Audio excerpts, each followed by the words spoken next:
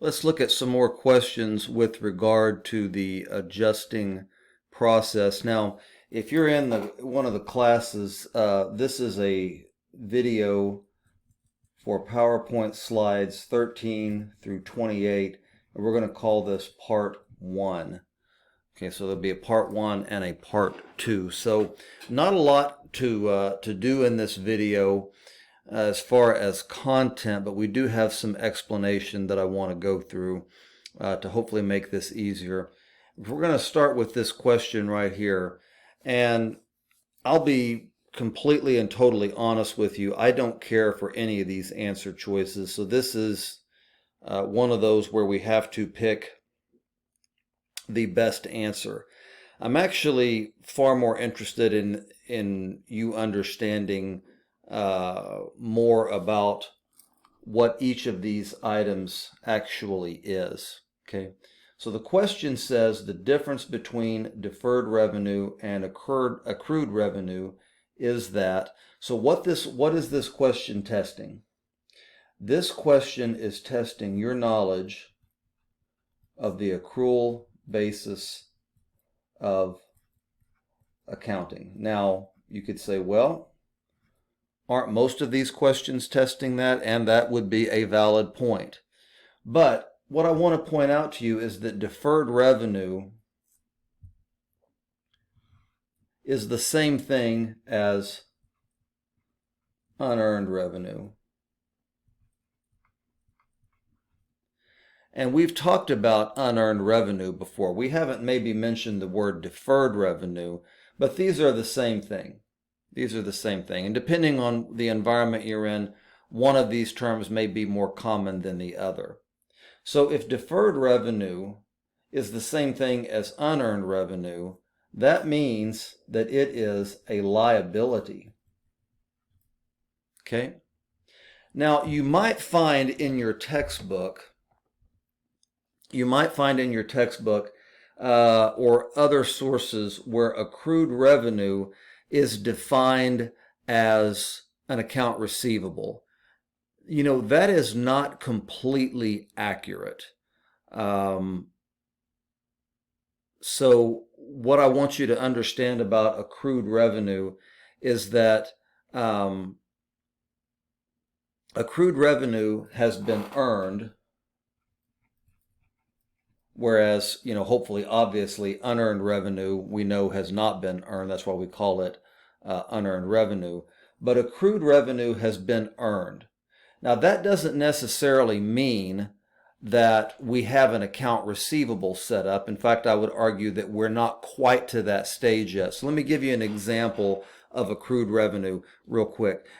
You perform some service, okay, and you have earned the revenue, but you have not billed it yet. Okay, so at the moment that you have earned it, we have accrued revenue. And when we bill it, at that point, then we could say that we have an account receivable. So accrued revenue is not exactly an asset, but it's not in this earned. I have to be careful here, I'll give away the answer. It's not just simply earned revenue for very long. It's going to very, very quickly become an account receivable, but it has not become an account receivable quite yet. So deferred revenue is definitely a liability because that represents money that we have in our possession but we haven't earned yet. But accrued revenue is revenue that has been earned, but it hasn't been billed. Okay, so that's really more what I want you to understand. If we look at this question, there is an answer choice that kind of matches up to what I said, and I don't really, usually I will read through a lot of these, but in the interest of time and to avoid some confusion, I'm not going to do that. And I want you to understand that the answer here is going to be B. Accrued revenue has never been recorded, and deferred revenue has been recorded and needs adjusting. Now, this is a very poor answer choice in my opinion, but what they're basically saying here is that we have earned this revenue, but we have never recorded it, even as a receivable. Okay? Deferred revenue Well, we had to record it. So it says deferred revenue has been recorded and needs adjusting. It needs adjusting when we actually earn it.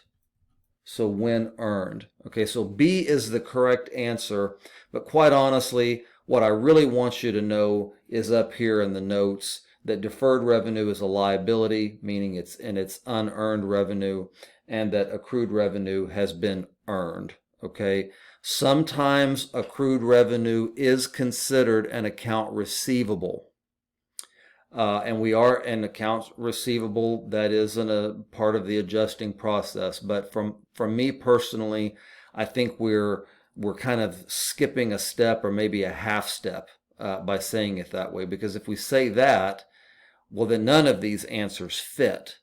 Because if we say that accrued revenue is an account receivable, and you will see that said in many places, then none of our answers are going to fit. Okay, this is not a very good question, but it does serve a learning purpose. Okay, enough of that. Let's move on to the next question. It says classify the following items as a prepaid expense, unearned revenue. So now we're calling it unearned revenue versus deferred revenue, an accrued expense, or an accrued revenue.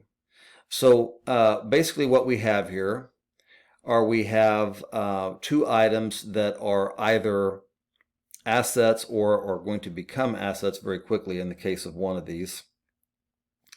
And we have two of these that are going the other direction. So let's just see what we've got here. Choice A says fees received but not yet earned. Okay, so we've received the money, but it hasn't been earned. Well, if it has not been earned, that should be a dead giveaway that it's unearned revenue because we haven't earned it yet. We have it, but we haven't earned it. Fees earned, but not yet received.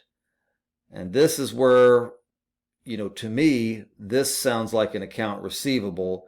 And I just told you before that an accrued revenue is not completely the same thing.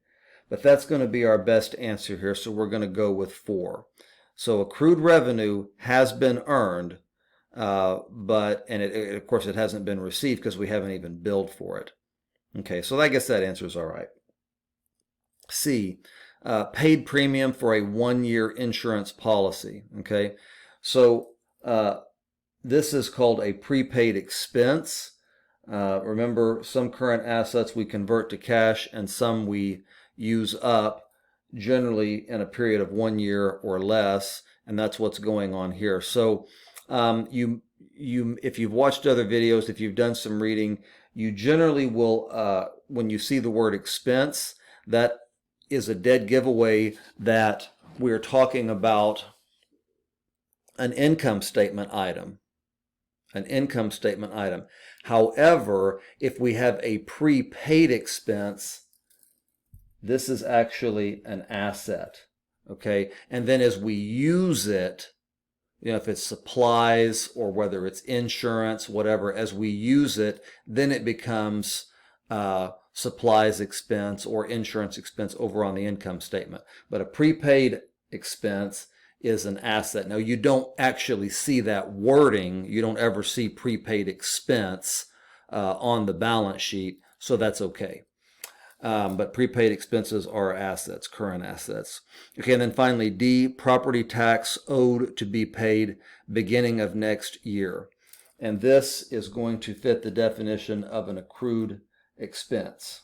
So here we have a situation where we know that the expense is coming, and so, but we certainly haven't paid it yet, and in fact, we may not even have the bill.